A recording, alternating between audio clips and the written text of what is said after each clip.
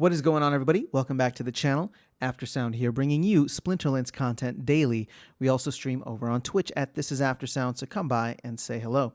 All right, this is a video that I've wanted to make since, I guess since last week when we had the last town hall on March 23rd, and Yabamat had kind of name dropped the Terra Luna project and Terra ecosystem as an innovation in the DeFi space and one that he wanted to potentially emulate in certain ways.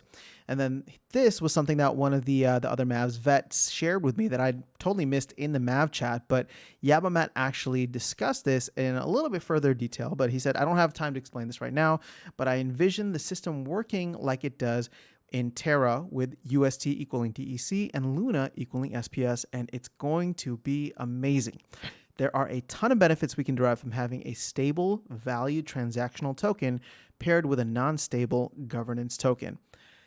So as soon as I saw that, I was like, yes, absolutely, yes, yes, yes. This is exactly what I signed up for when we were talking about play to earn and crypto gaming. It's bringing all of my favorite things together.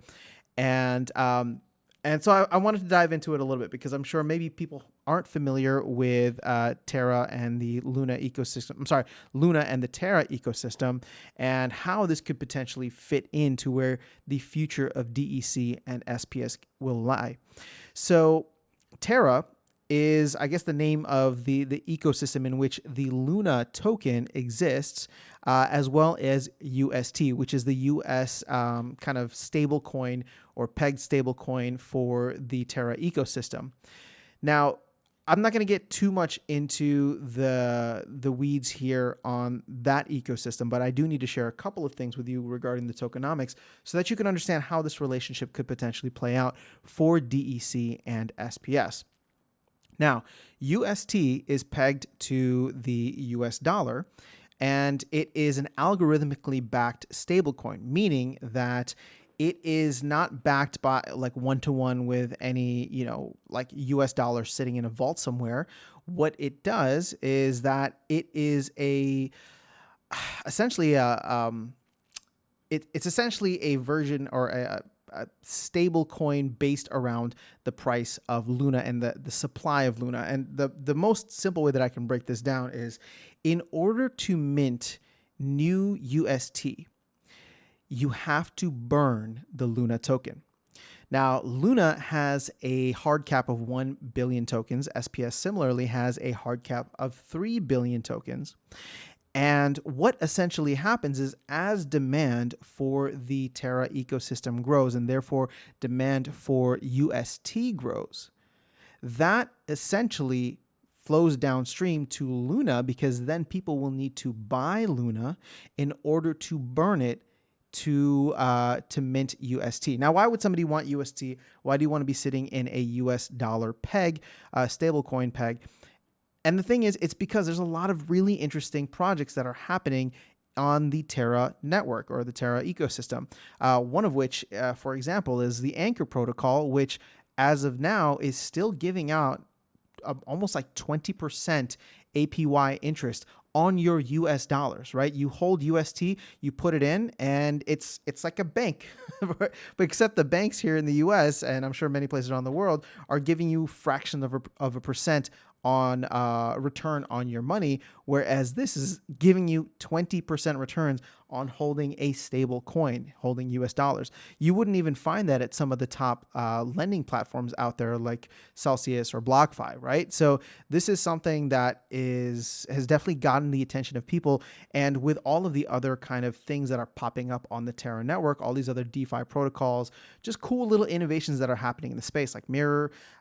It's one of those things where as more money flows into the space, as more interest flows into the space, more UST is needed. And the only way to mint more UST is to burn Luna.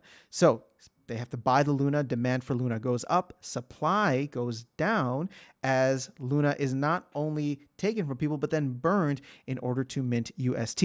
Now, I do need to say that this relationship also works in the reverse. So if somebody wanted to buy, or if somebody wanted to mint Luna, they could buy UST and then burn the UST to mint Luna. So this is a two-way street here, and it's one of those things where the way that I'm seeing it now, and something that I need to actually dig in a little bit further, is the Luna hard cap the Luna cap at 1 billion tokens, I think, is actually more of a soft cap rather than a hard cap, because there are certain ways or certain scenarios in which you could have, if UST were to severely lose its peg, you could end up with like more Luna, right? If the price of UST were to go up or down. I'm not thinking through it right now, but just to let you know that this relationship works both ways, that you are able to burn UST to then mint Luna.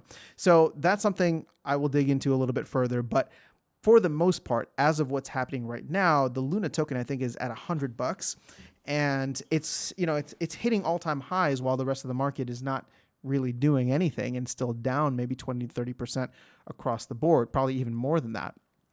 And my low key flex is I bought a couple of Luna tokens at $6, but nothing crazy. Otherwise I would, if I'd bought enough Luna to be life changing, trust me, I would be an SPS whale right now, because I would have sold out a long time ago in order to get some SPS. But it's been a fun project for me to watch, and the fact that Matt mentioned it is very exciting to me, because I think Do Kwon and the team there are doing some really, really innovative things in the space, and I'm holding on and hoping that we go to the moon, we go to Luna.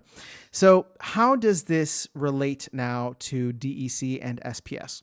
Well, we know that DEC is what the team wants to be the game's kind of stable currency, right? They want it to really stay at its peg of around 0.001. And, SPS is going to be the more dynamic token, and one that, as more, interest comes into the space, for example, the demand goes up and the supply is fixed. Now, SPS being burned is not something that was ever really discussed, and the first time we ever got any kind of SPS burning as something that would actually be happening in the game had nothing to do with this relationship that we're talking about here, or proposed relationship between DEC and SPS. It was about the validator nodes where, and the licenses specifically, where SPS would be burned in order to buy those licenses.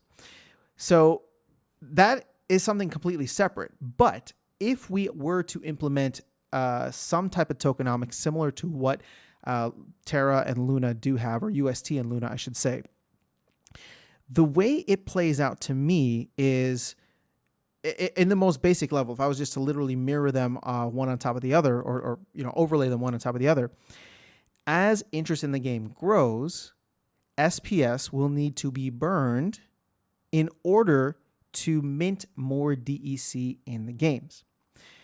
That is a phenomenal idea, but there is one area of concern that I think is at least tugging at my mind right now, and that is the fact that we already have an algorithmic, like an algorithmic distribution of DEC set in place, right? And that is based on the value of DEC. So meaning that as DEC's value goes up, which essentially is kind of related to the demand of DEC, right? Because if people are buying DEC, the value of DEC goes up, therefore more is printed. Now, I don't know how that would work specifically with burning SPS, unless, almost like shoehorned in, is every time DEC went above its peg or something, SPS, a certain amount of SPS was burned in order to do that. I don't think I don't think shoehorning that in to the current system is the best way. But again, who am I? I don't know. I don't really know how this is being planned out, and I'm not a developer. But the way that I'm seeing that, if you're trying to add something into an already existing system, it wouldn't work really well, or you'd have to do it in a way that, my brain just isn't big enough to fully understand yet. Not to say that it can't happen. I'm just saying that the way that I've been thinking through this doesn't make sense.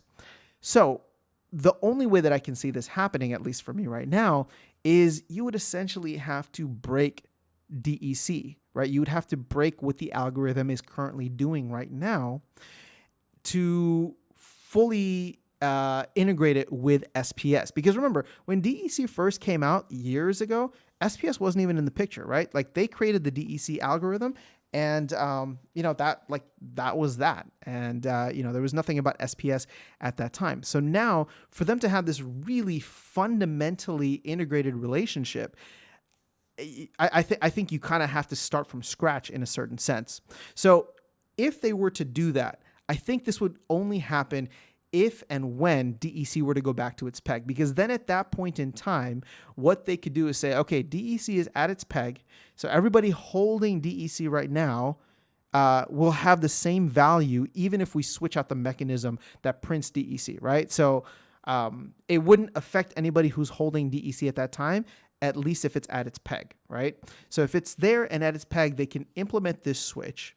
And what that would essentially do, to me, which would be brilliant if Matt is thinking about it in this way, is you have an algorithm that prints out a certain amount of DEC no matter what, right? Like it's got this kind of base value that it works with.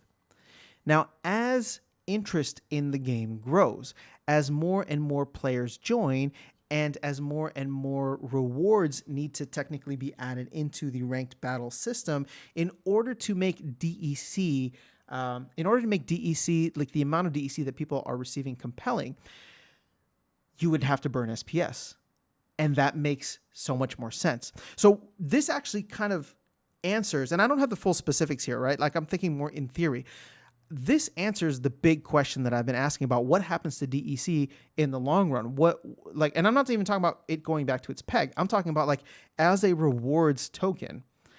If we go back to our peg, it is printing $1,000 in rewards every single day. Now, when there were only 1,000 daily active players, that was kind of cool. Now that there's maybe 30,000 real players, but we'll just say 400,000 daily active users, it going down to its peg and only paying $1,000 out per day, not so much. I mean, that's dividing the same pie by that many more slices, and it doesn't scale up nicely, at least not the way that it currently stands.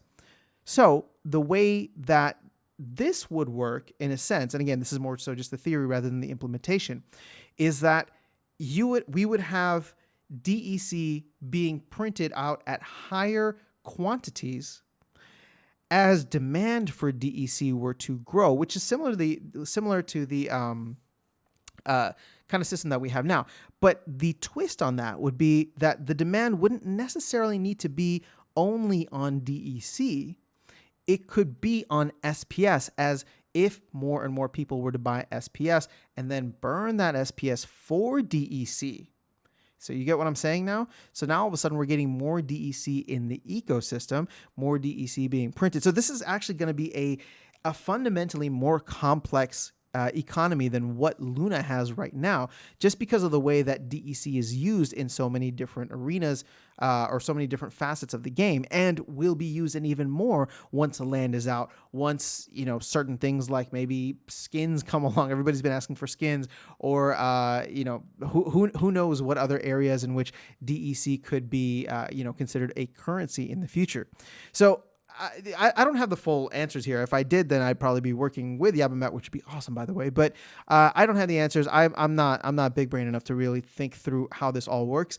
But hopefully, what I was able to share with you was kind of the basic cornerstone of what this could mean if we were to mirror the Terra ecosystem, right, with Luna and UST.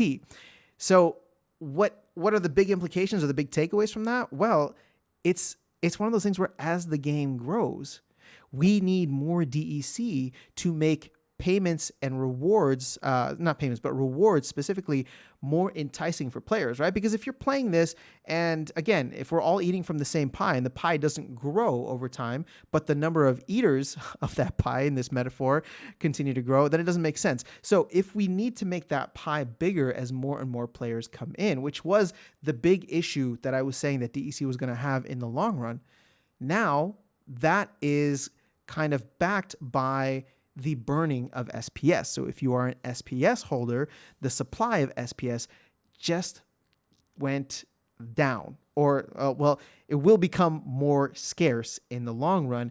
So it's one of those things where as the game will continue to grow, there'll be less and less SPS available. And we already know that utility is going to be driven to SPS like no other in the future. So it just makes me excited as an SPS holder. It makes me excited as just a player in the game to see how all of these different mechanics are going to work within the ecosystem. So I'm going to leave that. I'm going to leave the video at that right now. Hopefully we didn't get too far into the weeds. I was trying to keep this as high level and theoretical as possible, but as you can tell, I'm excited about this. I think that this is going to be something fantastic. I don't know when the implementation of this will be, and I don't think we're there. We're going to get there anytime soon. Obviously, this has to happen after the airdrop. So does it happen by the end of the year? Maybe, but even if it doesn't, that's fine. I think there's a lot of other really cool things happening within Splinterlands that are eventually getting to something like this as and really looking at Splinterlands as a DeFi platform in the future. That just has me so bullish on everything that's going on. And I think if they're able to implement something like this, just imagine, and if they're able to do it well, just imagine the amount of attention that you'd be able to get from all of the people who are big fans of Luna, who are big fans of the DeFi platforms out there right now, that'll say, hey, here's a game that really implemented, one of the most innovative things that we've seen in this space in a while in their game with their tokens. Oh yeah, not to mention, it's a pretty dope game as well. So I'm excited for it. That's all I have for you in this video. I would love to hear your thoughts, though, and anybody who wants to go deep into the weeds on DeFi with me, we can definitely continue that conversation in the comments section below. So have an amazing rest of your day. I will catch you all in the next video, and I will see you around the game. Take care.